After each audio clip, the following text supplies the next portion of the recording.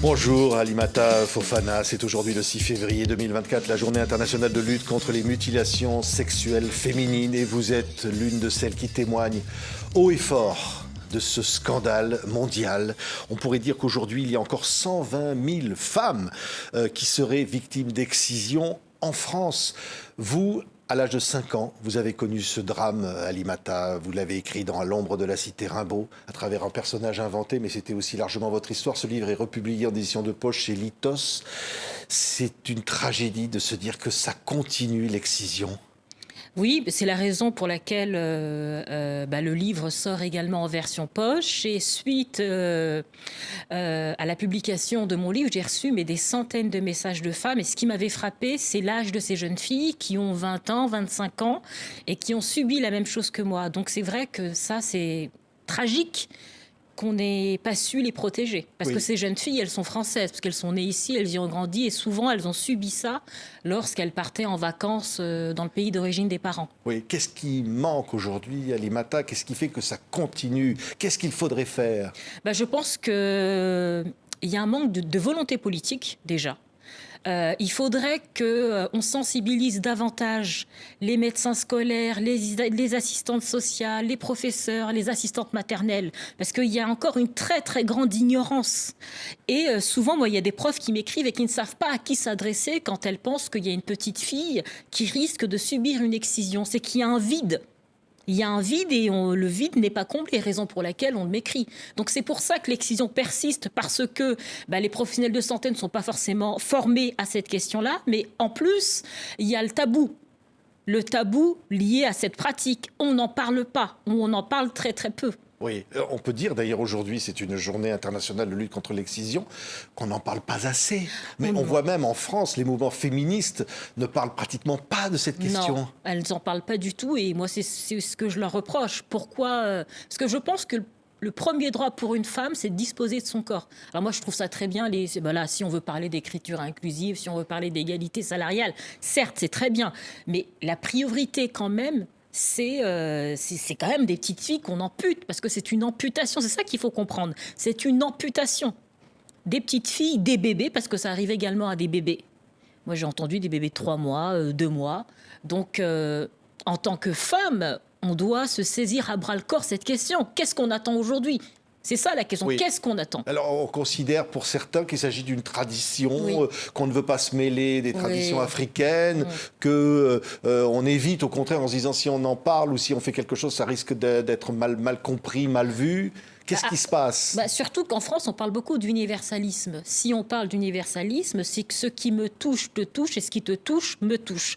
Donc une petite fille qui subit cela, si on protège une petite fille blonde aux yeux bleus, pourquoi on ne protégerait pas une autre petite fille avec un teint qui est différent?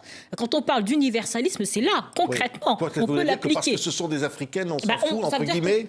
D'un côté, on se dit, c'est leur culture, mais amputés, ça ne fait pas partie de leur culture ou leur tradition. Alors, il y a des cultures et des traditions qui doivent changer. Il y a certaines qu'il faut qu'elles disparaissent parce qu'elles sont néfastes. Il y a des cultures qui sont bonnes, il faut garder, il y en a d'autres qui sont néfastes. Je rappelle qu'il y a des petites filles, des bébés qui meurent suite à l'excision, parce qu'il y a des risques de septicémie, d'hémorragie, des petites filles qui meurent. Et après, il y a des conséquences, vous imaginez bien, psychiques et physiques quand elles grandissent. Il y a des femmes qui meurent en couche à cause de l'excision qu'elles ont subie. Donc c'est quelque chose qu'on peut éviter. Donc il faut vraiment prendre à bras-le-corps cette question pour protéger ces jeunes filles, ces jeunes femmes, pour éviter de répéter ce qu'on a subi nous-mêmes. Oui, mais ça, justement, ça se répète. Alors, il y a l'Afrique, évidemment, il y a l'Indonésie, il y a l'Égypte, même le Sénégal, d'où vous êtes originaire, Alimata. En partie, mais le Sénégal a mené des actions concrètes pour faire changer cela. Vous savez, si on veut que la pratique tombe, c'est l'instruction. On se rend compte, en regardant les chiffres, que plus les filles vont à l'école et moins elles répètent ça sur leurs propres filles. Pourquoi ? Parce qu'elles prennent conscience davantage de leur corps et elles comprennent que ce qu'elles vivent, ce qu'elles éprouvent dans leur corps, c'est lié à l'excision. Oui. Et ça, on le voit. Et je sais qu'au Sénégal, il y a eu toute une campagne de sensibilisation dans les maternités. Parce que vous savez, les problèmes liés aux couches, pour que les femmes comprennent que les problèmes qu'elles ont eus, c'est suite à l'excision. Et si elle n'avait pas été excisée, elle n'aurait pas subi ce type de pratique. Moi, je sais qu'il y a des sages-femmes qui regardent aussi les sexes des bébés, des petites filles, en faisant des certificats médicaux, en disant regardez, votre fille est intacte. Si je la revois, elle n'est pas comme ça. je vais en parler à la police. Et il y a des sanctions très lourdes. Donc, si on veut faire changer les choses, c'est d'un point de vue politique et global. Il faut arrêter avec les actions individuelles. C'est ce que ne fait pas la France suffisamment aujourd'hui. Non, la France ne fait pas ce sont des actions qui sont davantage individuelles ou des prises en charge après avoir subi une excision. Mais tout le travail de prévention, de préparer, comme on en parle très très peu, certaines familles disent, de toute façon, ils ont baissé les bras, donc on fait ce qu'on a envie. Oui. Parce qu'il n'y a pas la parole là-dessus. Vous savez, dans certains pays, je sais qu'au niveau de la Guinée, pour y aller, il faut faire le vaccin de la fièvre jaune. Dans les centres de vaccination comme l'Institut Pasteur ou chez Air France, il devrait y avoir un échange sur cette pratique-là, en sachant qu'on est quand même dans des chiffres, 97-98% de jeunes filles qui sont excisées. Ça devrait alerter. Il faut qu'il y ait un échange de possibles et que les parents se rendent compte de cela. Oui. Qu'est-ce que vous diriez au président Macron, par exemple? Qu'est-ce qu'il devrait faire ou dire? On est la journée contre l'excision, là. Déjà qu'il nous rencontre déjà dans un premier temps pour qu'on puisse avoir un échange de possibles. Et je pense que je lui parlerai des répercussions que ça a dans la vie de ces jeunes filles, mais également dans la société. Derrière, parce que ces femmes-là qui ont subi une excision, elles deviennent mères à leur tour. Qu'est-ce qu'elles transmettent à leur tour à leur enfant quand vous avez subi cette amputation? Quel rapport vous avez avec votre propre corps et que, de manière inconsciente, vous transmettez à vos enfants? Il faut que Emmanuel Macron, il faudra qu'il comprenne que c'est une question forte, une question où on peut faire changer les choses. On peut faire changer les choses. Comment se fait-il que, avec l'arrivée de nouvelles de migrants, d'immigrés, on ne leur parle pas de cette question-là? Parce que les gens, quand ils arrivent, ils viennent avec leur bagage. Ils ne les laissent pas à la frontière. Donc, s'il y a un échange de possibles, on peut faire changer les choses. C'est-à-dire qu'il y a une chose qu'il peut faire changer, et le président de la République, c'est ça. S'il arrive à bien s'appuyer sur les acteurs locaux. Parce que moi, je dis souvent, c'est-à-dire qu'on n'arrive pas avec le drapeau en disant, oui, égalité femmes-hommes, vous n'êtes pas entendu. Mais quand vous arrivez, parce que moi, en plus, moi, je parle un dialecte, donc avec les mères, c'est plus facile. Et je sais que je ne vais pas parler directement de la question, je vais contourner, parce que je sais comment ça fonctionne dans ces sociétés. Donc, il faut travailler également avec des acteurs locaux qui maîtrisent la culture, qui maîtrisent la langue et qui sont un peu le lien entre les deux. Moi, je dis souvent, nous sommes françaises ou français originaires d'un ailleurs, nous maîtrisons les deux mondes. Moi, quand je suis ici, je maîtrise le monde. Quand je m'en vais au Sénégal dans ma famille, je parle la langue, donc je maîtrise également. Et la France, il faut qu'elle comprenne que c'est un plus qu'elle a. Et je pense qu'elle ne l'a pas encore saisi. Oui. Oui, l'excision. Alors, vous l'aviez raconté à l'ombre de la cité Rimbaud. C'est un livre absolument poignant, incroyable, que ce personnage vit et qui est à travers lui, ce personnage, c'est vous, évidemment. L'excision, il faut quand même rappeler ce que c'est. Oui. C'est terrible. Un couteau sale, une femme, une petite fille, une fillette de 5 ans qui ne sait pas ce qui va lui arriver, qui endure les pires souffrances. On va dire que dans cette pratique, comme vous dites que c'est souvent fait à vif, donc il n'y a pas d'anesthésie, donc vous imaginez la douleur pour le corps d'une petite fille ou même d'un bébé, parce que les bébés aussi ressentent la douleur. Je dirais que au-delà de ça, c'est pour les petites filles, c'est le mensonge initial. Qu'est-ce qu'on fait croire à ces petites filles avant de subir cela? On leur fait croire qu'elles vont aller au cinéma, on leur fait croire qu'elles vont aller au marché. Vous imaginez la trahison? Ça veut dire que certes, il y a une douleur physique, mais derrière, il y a aussi cette rupture de confiance entre les parents et la jeune fille. C'est une double souffrance, une double douleur que vivent ces jeunes filles. Et après, comment font-elles pour vivre avec ce corps où, moi je parle aussi qu'il y a aussi un viol, dans le sens où il y a la main d'un adulte qui va dans ce que vous avez de plus intime sans votre consentement. Et en plus, après, elle vous arrache quelque chose. Donc c'est quelque chose de très éprouvant physiquement, mais psychologiquement, de se dire que ce corps, il a été sali. Il a été abîmé par quelqu'un et que, malheureusement, on ne peut pas changer de corps. Donc après, il va falloir apprendre à vivre avec. Oui. Et derrière, il y a la soumission de la femme. Il y a le mariage forcé, ce qui est raconté aussi dans le livre.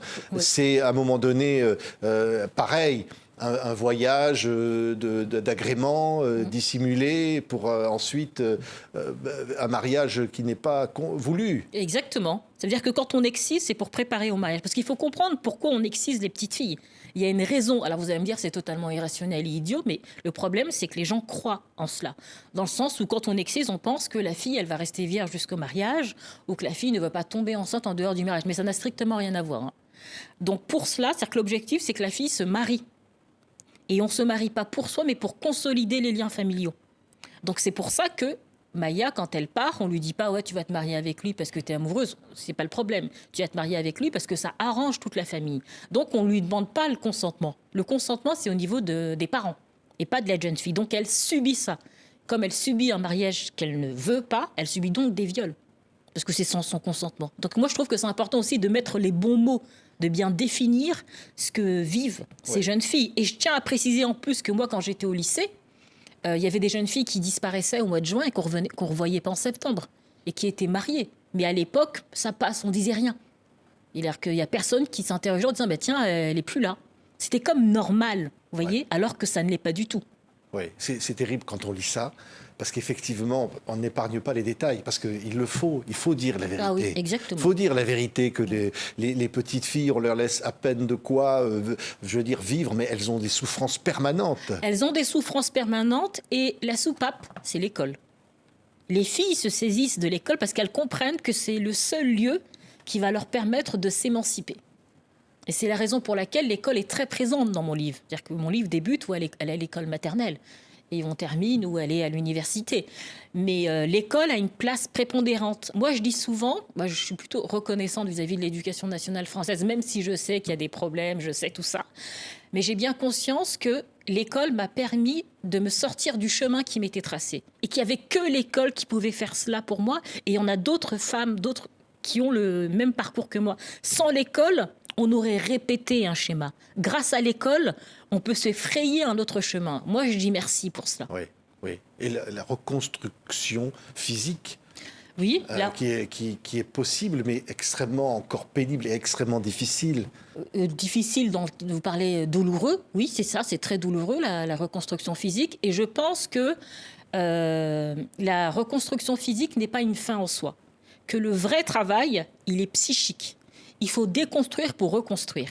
Et pour ça, on est sur le temps long. Et que la reconstruction physique, c'est quoi? C'est 45 minutes. Oui, c'est une opération chirurgicale. Une opération chirurgicale, et c'est ce qu'on appelle une réexposition clitoridienne. En gros, parce que vous savez, quand on ampute, c'est la partie extérieure du clitoris qu'on coupe.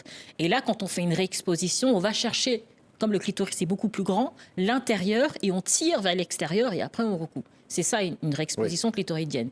Mais certaines femmes ont eu recours à ce type de chirurgie et ne voient pas forcément de changement. Pourquoi? Parce que le travail psychique n'a pas été fait.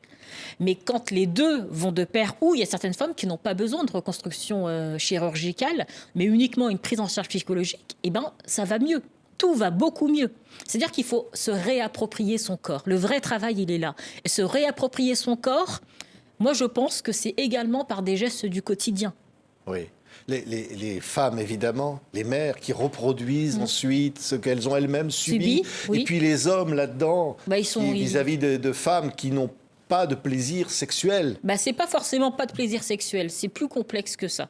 Après, il faut aussi écouter la femme. Vous savez, ça c'est le gros problème. Mais je dirais que les hommes, ils le savent, parce que s'ils sont mariés avec des femmes qui ont subi une excision, donc ils le voient. Mais je dirais souvent...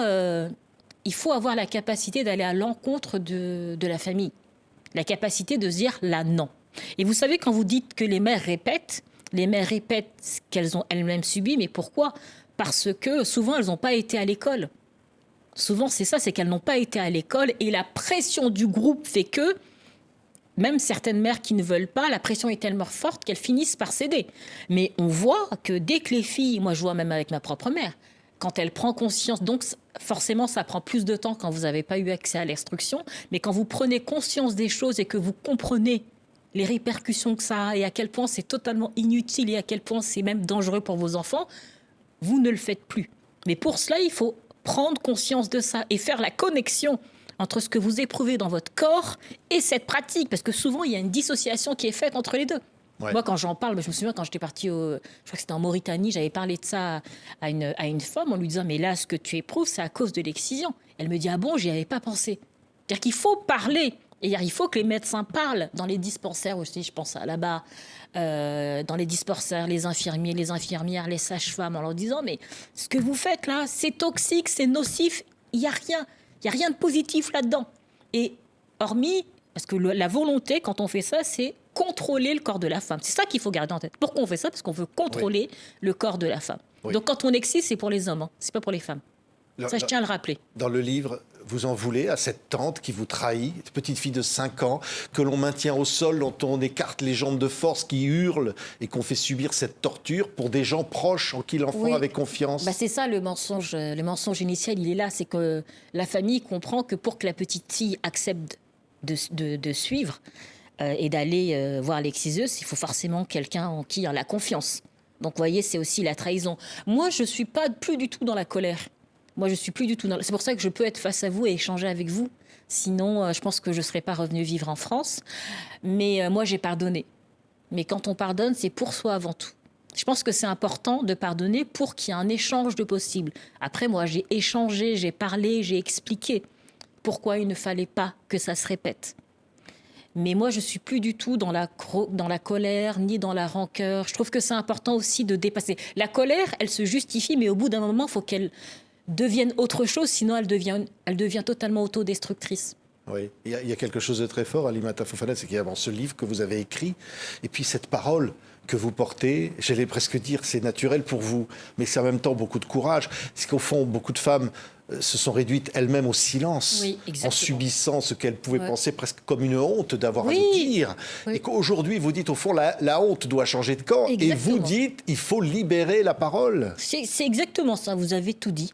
Dans le sens où les femmes, alors elles ont subi cela, donc on est d'accord qu'elles sont victimes, mais d'un côté, elles se punissent en disant, il ne faut pas en parler.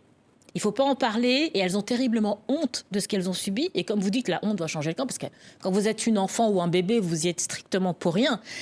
Mais pour cela, et moi c'est ce que je dis également dans ma famille, si on veut que les choses changent, il faut parler. Ne pas parler, c'est se rendre complice. Parce que l'excision perdure, pourquoi? Parce que c'est quelque chose qui se fait dans le silence. On ne vous explique pas, ni avant, ni pendant, ni après. Et de manière implicite, vous comprenez qu'il ne faut surtout pas en parler. Et je rappelle quand même que quand vous revenez en France, vous comprenez que c'est interdit. En France, je rappelle quand même que c'est interdit par la loi et que les parents risquent gros. Parce que là, en France, la justice fait son travail. Vous savez, il suffit d'un examen gynécologique pour se rendre compte si l'enfant est excisé ou pas. Mais malgré tout, vous voyez, les filles ne parlent pas. Parce qu'il n'y a pas de procès. Les derniers procès datent, je crois qu'il y en avait eu un peut-être l'année dernière, et le parquet s'est saisi, mais ils ont su ça, pas par les filles, par un professionnel. Oui. Donc vous appelez en fait, Alimata, à la libération de la parole, comme on a vu la libération MeToo. C'est-à-dire qu'au fond, les femmes qui ont subi cela, même s'il s'agit de dénoncer quelque part leurs parents, parfois, ou des proches, prennent la parole. Elles doivent parler.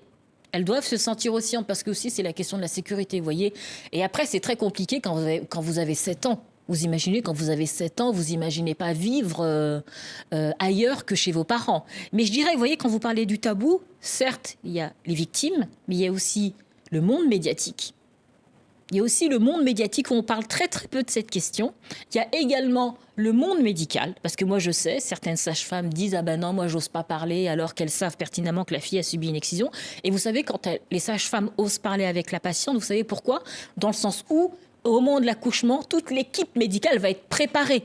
Parce que l'accouchement peut être très compliqué à cause de l'excision que la femme a subie. Mais si on dit rien, donc au moment de l'accouchement, mais c'est terrible, c'est-à-dire qu'on déchire tout, ça peut être un deuxième traumatisme pour la patiente, vous voyez.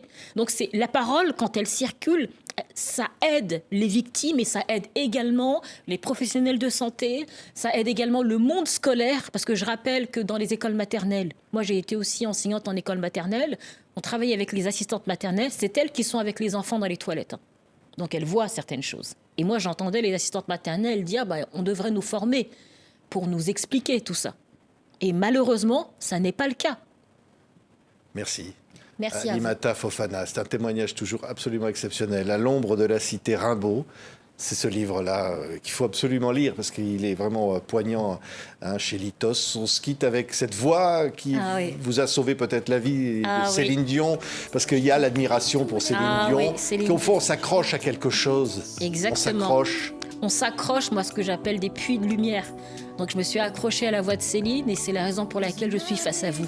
Parce que j'ai cru, je ne savais pas comment, que j'allais avoir un avenir meilleur grâce à cette voix qu'on entend là. Donc pour moi, c'est c'est le sublime, le beau. Merci. Merci à vous. Alimata Fofana, merci. C'était